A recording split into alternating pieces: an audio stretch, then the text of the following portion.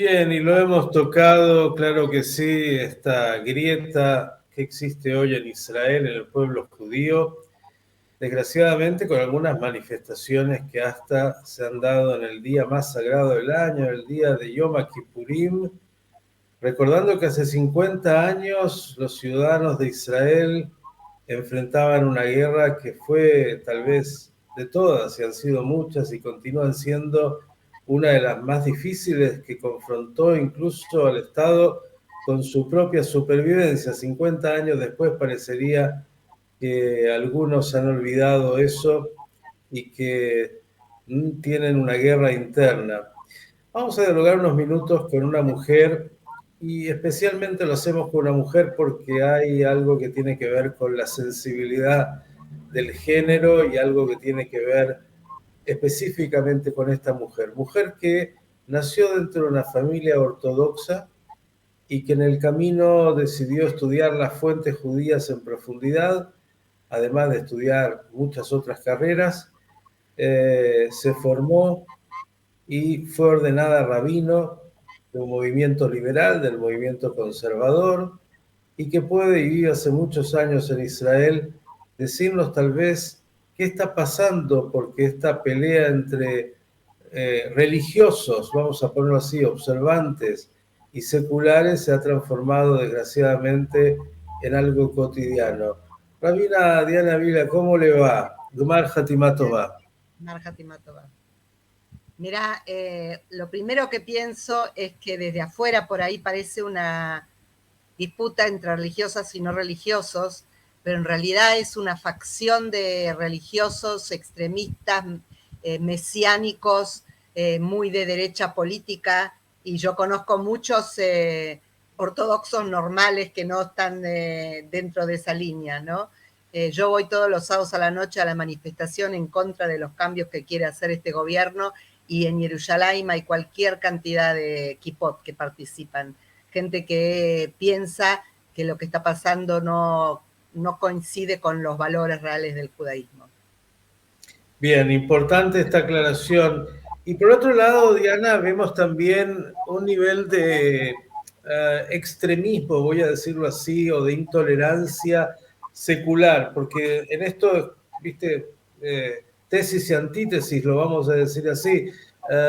Digo, ¿cómo puede ser que, lo vimos ahí en Tel Aviv, haya tan poca sensibilidad, tan poco respeto, tan poca creatividad? Porque, a ver, uno puede entender, hay gente que quiere rezar con división, una mejitza. Bueno, poné adelante, atrás un lugar para que los que no quieren recen todos juntos. Entonces los contestás a todos. No es que hay que ser un genio, pero parece que no tiene nada que ver con la mejitza. La cuestión es que la gente lo quiere hacer ver como que es una cosa antirreligiosa, pero esto va mucho más allá de eso.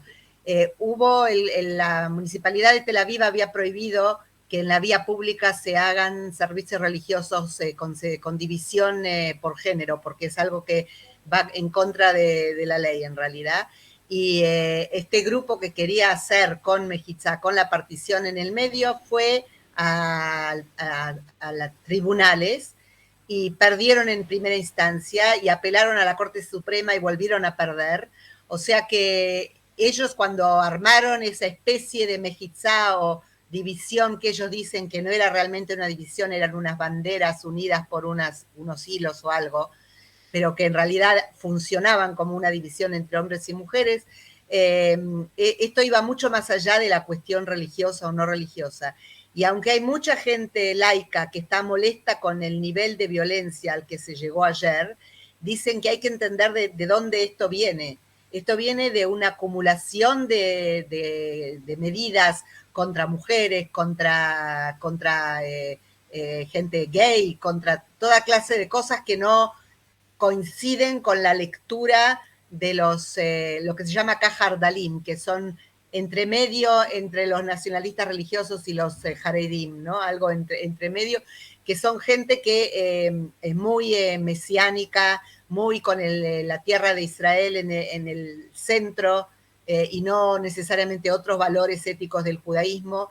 y donde ellos quieren imponer lo que ellos creen que es la verdadera manera de cumplir con el judaísmo.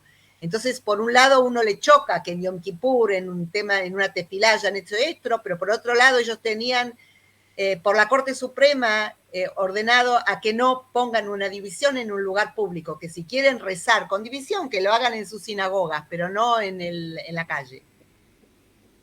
Qué tema, ¿eh? Porque claro, la fotografía muestra esto que decís, ¿no? Ayer esta disputa por este tema, pero es algo mucho más profundo. Y uno se pregunta, ¿qué ha pasado en el tejido social en Israel?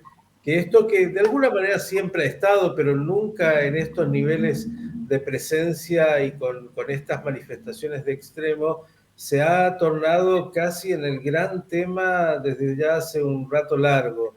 ¿Qué pasa con los líderes de Israel? Digo, tenemos distintos tipos de liderazgo. Los políticos sabemos en qué andan y parece que son los que van tirándole leña a este fuego, pero también los líderes sociales, los líderes intelectuales, para tratar de poner cierto sentido común y tranquilidad. Bueno, hay varios aspectos. Lo primero que quería decir es que ahora hay otro tema más, que es este hombre que tiró bombas Molotov en una aldea árabe y mató a los padres y a un bebé y dejó al otro chico gravemente quemado durante muchísimo tiempo hasta que se recuperó. Fue condenado en 2 tribunales y ahora están diciendo que es un tzadik, él no hizo nada, él es inocente, y juntaron como 1,5 millones de shekels para apoyarlo, y entre la gente que lo apoya hay rabinos de la línea ortodoxa mesiánica nacionalista. Entonces tenemos un problema, que los líderes también religiosos están actuando de una manera que para mí es lo que se llama un Hilul Hashem, un sacrilegio, porque estos no son los valores del judaísmo. Los valores del judaísmo es que la vida vale antes que nada, y tirar una bomba Molotov en la casa de una familia que está durmiendo, para mí no hay forma de justificarlo desde el punto de vista judío. Así que ese es uno de los problemas, que los líderes, los rabinos que dirige esta gente, también es gente que es en sí muy extrema.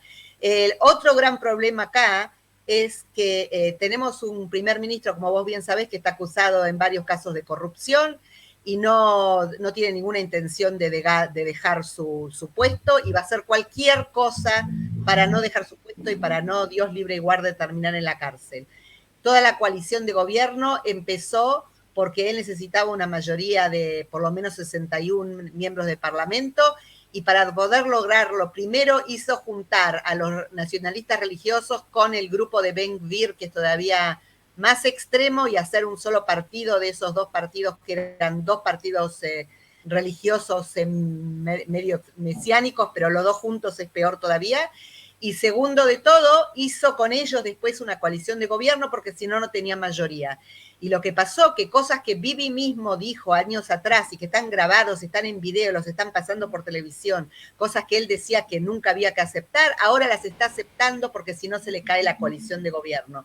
Entonces todo eso fomentó mucho la división, porque hasta la gente que votó en su momento al partido Likud no está de acuerdo con el tipo de gobierno que tenemos, con las leyes que quieren promulgar. No es por nada que desde enero hay manifestaciones semanales que participa muchísima gente, y lo que ha provocado también es que la gente que lo sigue a Bibi, la gente que está en contra, o el gobierno de Bibi más que Bibi en sí, llegan a un punto donde no pueden ni hablar, porque vos hablás con una persona del otro campamento y no entendés de qué hablan y no encontrás nada en común, y entonces cada vez se hace más difícil, hasta dentro de las familias, gente que se deja de hablar por estos temas hoy en día. La situación está muy, muy, muy fea. Yo siempre digo, ojalá que hubiera 4 personas de la coalición que decidieran que renuncian, que puede ser también los ultraortodoxos, que a los que les prometieron que van a sacar una ley que nunca van a tener que ir al ejército, y la ley nunca salió. Y ellos dicen, a nosotros no nos interesan los cambios judiciales, nosotros nos unimos a este gobierno para asegurarnos de que nuestros Bajurei y Yeshiva no iban a entrar al ejército. Y si, por ejemplo, algunos de ellos o algunos de los likudnikim más normales, que hay 3 o 4 más normales, decidieran dejarlo, y se cayera el gobierno, para mí sería lo mejor, porque hoy en día ni siquiera los que lo votaron a Bibi están de acuerdo con lo que está pasando. Parecería que los marginales de una época, vamos a ponerlo así, hoy tienen el poder en Israel. Es decir, no es que faltaron mesiánicos o, para decirlo de alguna forma, algunos marginales con visiones extremas y bastante, uno diría, más para un análisis psiquiátrico que para un análisis político. Y hoy son ellos los que ocupan el centro del poder. Y este me parece que es el gran problema que se está viviendo con todas estas variables que has planteado. Ahora, ¿ves, Diana, que yo escuchaba a Herzog, por ejemplo, en los últimos minutos hablando de este tema y diciendo que aquellos que pelearon juntos por sobrevivir en el 73 hoy están de alguna manera peleando entre ellos? ¿Ves que hay todavía algún grado de escucha entre las distintas facciones, que hay quienes quieren reconstruir esa casa común donde la diversidad, más allá de que seas de uno o de otro, lo que te guste, pueda convivir? Hay, pero no son los que están en el poder en este momento, ese es el problema. Hay un grupo que se llama, que en Israel, que se llama en Yerushalayim, Shomrim al Abayit, Abayit Meshutaf, que son los que hacen también las manifestaciones, pero también organizaron para la semana de Sukkot que gente de distintas facciones se reúnan en la Sukkot y traten de hablar entre ellos y de llegar a algo. Hay un grupo de religiosos liberales, normales, ortodoxos, pero mucho más abiertos, en Facebook, que está constantemente hablando en contra de lo que estos extremistas religiosos están haciendo. Entonces vos ves que no es que son todos para un lado, todo para el otro. Y hay gente que por ahí tiene ideas muy de derecha, pero no está de acuerdo con hacer las cosas de esta manera, imponer cambios que nos pueden llegar a arruinar la democracia. Siempre están comparando con Turquía, Hungría y Polonia, que son países que son nominalmente democráticos, pero donde el Ejecutivo controla los otros poderes y controla también la prensa. Y hasta hubo un artículo de Thomas Friedman hablando de que nos estamos pareciendo al Líbano, que todavía peor que eso podemos llegar a ser. Entonces, no alcanza, y siempre la gente del gobierno dice, este gobierno lo eligió la mayoría, que dejen a la mayoría gobernar. El gobierno es una coalición de distintos grupos, no es que alguien eligió esta coalición de gobierno. Y además que ser democracia no quiere decir solamente ser mayoría, sino tiene que ver con seguir las reglas del sistema. Y si vamos a empezar a que cada gobierno cambia todo, esto deja de ser una democracia también. Así que la esperanza está que todavía se pueda arreglar. El gobierno también tiene mucha presión desde Estados Unidos, Biden y países europeos y otros lados. No van a poder hacer todo lo que querían hacer en un principio. Y está todo más frenado, pero cuando termine la época de verano donde no se reúne el Parlamento y empiecen de nuevo, quieren empezar otra vez con estas leyes muy extremas, quieren a la que es la consejera legal del gobierno, está constantemente bajo amenazas, es una mujer impresionante que ella cuando piensa que algo no corresponde legalmente, no le importa si tiene amenazas y sostiene su postura. Y tenés por otro lado gente como el ministro de ¿cómo se llama?, de Justicia, y como el ministro de Economía, y como el ministro de Interior, de Policía, que son terribles, terribles. Así que no sé qué puede llegar a pasar. Por mí, ojalá que cayera el gobierno, pero no veo que tan fácilmente va a pasar eso. Sukkot habla de, bueno, la diversidad, los Arbat Aminim hablan de, bueno, cómo justamente los hijos de Israel son todos diversos y que para cumplir con el precepto tienen que estar juntos, porque si no, no se puede cumplir el precepto. Todos los mensajes son tan claros, pero parecería que algunos los leen de una manera bastante poco clara. Ahora digo, más allá de la carga y responsabilidad que tienen los que gobiernan, y pusiste mucho énfasis obviamente en los extremos del gobierno, los partidos nacionalistas mesiánicos, también en el mundo secular puede haber extremos y puede haber aquellos que tienen una lectura, yo diría, casi de auto-odio por los judíos, ¿no? No sé si es una buena definición, pero que a veces también en este lugar me parece que son poco sensibles a lo que es la identidad, la tradición judía y el valor que algunos judíos le dan a su propia tradición. Yo creo que uno de los problemas es en lo que se transformó también el rabinato oficial. Los rabinos jefes de años anteriores eran rabinos más moderados, sirvieron en el ejército, estudiaron temas seculares, eran gente mucho más abierta. Los rabinos que tenemos hoy en general son rabinos mucho más cerrados, también entran por nepotismo, que eran el hijo de tal o cual. Algunos saben más, algunos saben menos, pero también los tribunales rabínicos funcionan en general con la interpretación más estricta posible de la ley, que sin meter adentro las líneas más liberales del judaísmo, aún dentro de la halajá clásica, digamos, ¿no? Hay mucha posibilidad, hay mucha flexibilidad según los casos, según el lugar, el momento y las circunstancias específicas. Esto se ve, por ejemplo, muy claro en el tema de los divorcios, donde el hombre tiene que dar el divorcio, pero la ley tiene maneras de resolver los problemas graves cuando él no quiere o cuando hace, y en general no usan todas las reglas que tienen a su disposición, sin ir a soluciones más extremas. Dentro del sistema hay cosas que se pueden hacer y que no se hacen. Entonces muchas veces la gente miran lo que está pasando. A veces hay corrupción dentro de la conversión, dentro del sistema de kashrut, y la gente dice, si eso es el judaísmo, no quiero eso.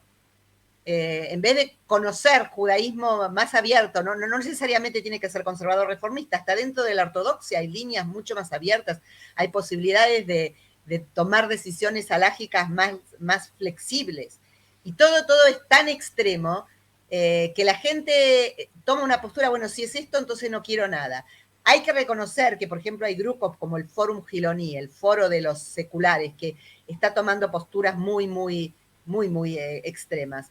Pero de alguna manera es una reacción a todos estos años que cada vez hay cosas más estrictas, más exageradas, como todo lo que tiene que ver con matrimonio y divorcio pasa por los tribunales rabínicos, entonces todo el mundo, aunque no respete nada, tiene que encontrarse en ese sistema, y el sistema, en vez de encontrarle la vuelta, siempre te encuentra la forma de hacerlo más difícil. Entonces la gente se cansó y la gente no quiere. Hay mucha gente que igual es tradicional y que hace el folclore, digamos, judío, ¿no? Que tiene las fiestas y tiene cosas, pero hay gente que ya dice, hasta qué llegué.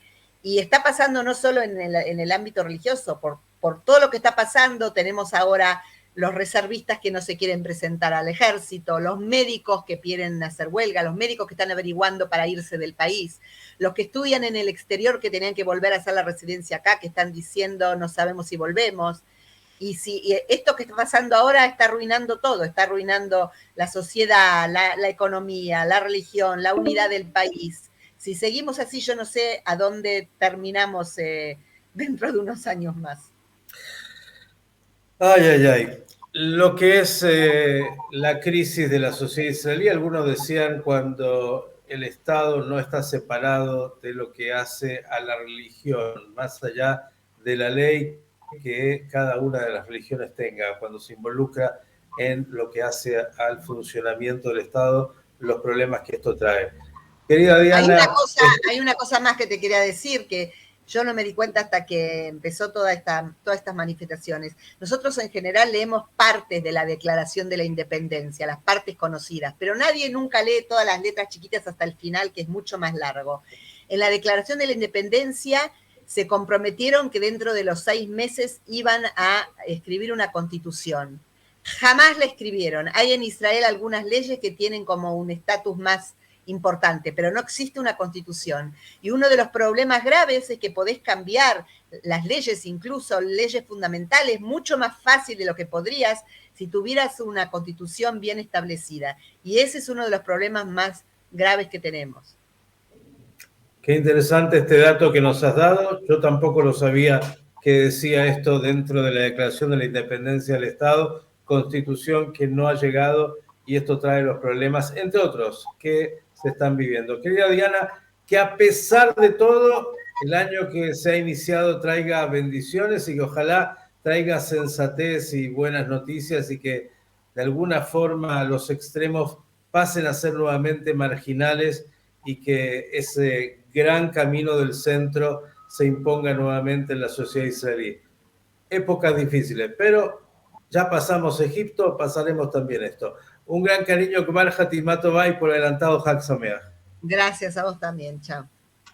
La rabina Diana Vilaed dándonos una lectura de lo que está aconteciendo en la sociedad israelí. Claro que sí, estos son temas que preocupan y mucho y que se sienten con mucho dolor y con mucha inquietud en el Estado judío.